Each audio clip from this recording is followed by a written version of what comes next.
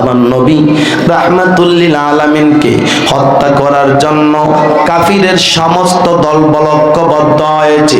শত শত কাফেররা আমার নবী রাহমাতুল লিল আলামিনের হুজরা মোবারকের চতুর্দিকে সিকিউরিটি দিতেছে।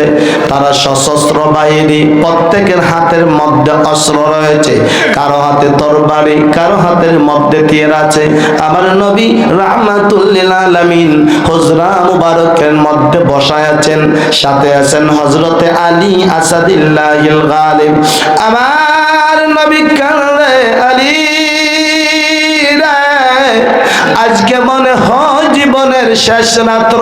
আমার নবীর সাহাবী হযরতে আলী আসাদুল্লাহিল গালিব তিনি ডেকে ডেকে বলেন, ইয়া রাসূলুল্লাহ, ইয়া হাবিবাল্লাহ, আপনার নবী রাহমাতুল লিল আলামিন যদি দুনিয়ার জমিনে না থাকেন গো, আপনার গুনাহগার উম্মতদেরকে জান্নাতের রাস্তা কে দেখাবে?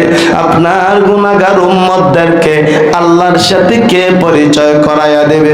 হুজুর আপনার পায়ে ধরে দুইটা কথা বলি গো, আপনার নবী আমার কথা ফিরাইয়া দেবেন না। আমার নবী বলেন, আলী কি বলবে তাড়াতাড়ি বলো। হযরত আলী বলেন, ইয়া রাসূলুল্লাহ, ইয়া হাবিবাল্লাহ, আপনার দুইটা পায়ে ধরে হাতে ধরে বলি, কাফেররা শুধু আপনাকে হত্যা করার জন্য টার্গেট করেছে। নবী গো, আপনাকে তারা হত্যা করতে পারলে তাদের মিশনটা সাকসেসফুল হয়ে যাবে, আর কোনো ব্যথা তাদের মাথায় থাকবে না। ইয়া রাসূলুল্লাহ, আমি আলী আপনার কাছে ভিক্ষা চাই। কাফিরেরা আপনাকে হত্যা করার জন্য আপনার সমস্ত হুজরা মুবারকের চতুর্দিকে দাঁড়ায় আছে। কিছু সময়ের ভিতরে তারা আপনার ঘরের ভিতরে প্রবেশ করবে। নবী গো, আপনি যখন ঘুমের মধ্যে থাকবেন, ঘুমের মধ্যে তারা জবাই করে দিবে। আপনার পায়ে ধরি আমি আলীকে আপনার বিছানার মধ্যে শুয়াইয়া আপনার কম্বল দিয়ে আমার চেহারা ডাইকা চলে যান। নবী গো, আপনাকে না পাইয়া কাফেরেরা আমার দিকে তীর চালাবে, আমার গলার মধ্যে ছুরি চালাবে। আমার নবী বলেন, সাহাবীরে এত বড় কাজ আমি নবী করতে পারবো না। আলী বলেন, ইয়া রাসূলুল্লাহ, আপনার আল্লাহর কসম লাগে, নবী গো, আপনি যদি না থাকেন ইসলাম দুনিয়াতে থাকবি না। ইয়া রাসূলুল্লাহ, ইয়া হাবিবাল্লাহ, আপনার দুইটা পায়ে ধরি আপনি বের হয়ে যান। আমার নবী রাহমাতুল লিল আলামিন এক মুষ্টি মাটি হাতের মধ্যে নিয়ে নবীজি ফুঁক দিয়ে ছুঁড়ে মারলেন। রাব্বুল আলামিন নবীকে বের হয়ে যাওয়ার একটা ব্যবস্থা করে দিলেন। আমার নবী মদিনায় চলে গেলেন।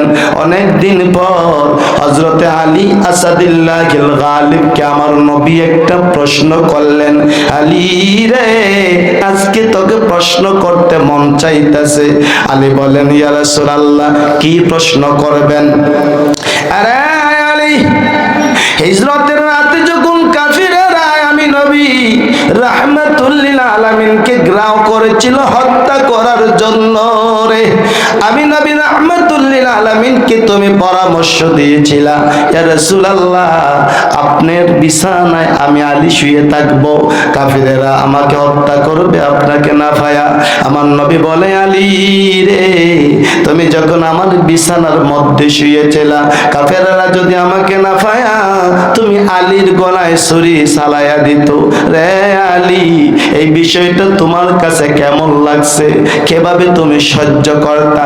হযরত আলী জবাব দিলেন, ইয়া রাসূলুল্লাহ, ইয়া হাবিবাল্লাহ, আপনার বিছানায় শুয়েছিলাম গো, মনের মধ্যে বিশাল বড় একটা আশা লইয়া। আমার নবী বলে, আলী রে, কি আশা নিয়ে আমার বিছানায় শুয়েছিলা? হযরত আলী বলেন, হুজুর, আপনার বিছানায় বুক ভরা আশা লইয়া শুয়েছিলাম আপনাকে না পাইয়া। কাফিরের গোষ্ঠীরা আমি আলীর গলায় ছুরি লাগাবে গো, হাসরের মাঠ যেদিন কায়েম হবে আল্লাহ রাব্বুল আলামিনের সামনে দাঁড়াইয়া বলবো, মাওলাদ, আপনার বন্ধুর জন্য দুনিয়াতে আর কিছু দিতে পারি নাই, আপনার বন্ধুর বদলা আমি আমার জীবনটা দিয়ে এসেছি। জোরে কল্লা সুবহানাল্লাহ। ইয়া রাসূলুল্লাহ, এইরকম একটা বুক ভরা আশা নিয়ে শুয়েছিলাম, কিন্তু আশাটা তো পূরণ হইল না। রাসূল বললেন, তাই নাকি? আলী আরেকটা কথা বললেন, ইয়া রাসূলুল্লাহ, আপনি আমাকে প্রশ্ন করতেছেন, আমি যে আপনার বিছানায় শুইলাম, আমার কি ভয় করলো না? নবী গো, আমি আলী যদি আপনার বদলা আমার জীবনটা না দিতে পারি, তাহলে আপনাকে কেমন ভালোবাসা দিলাম, জুরে কান সুবহানাল্লাহ। জীবনটা যদি আপনার যদি না দিতে পারি, তাহলে তো ধোঁকাবাজের প্রতারণা ছাড়া কিচ্ছু না। জান বাঁচাইয়া চলি, আপনারা কাফেররা মারবে, এইটার নাম ভালোবাসা হতে পারে? আল্লাহ আয়াত নাযিল করে দিলেন, النبي أولى بالمؤمنين من أنفسهم।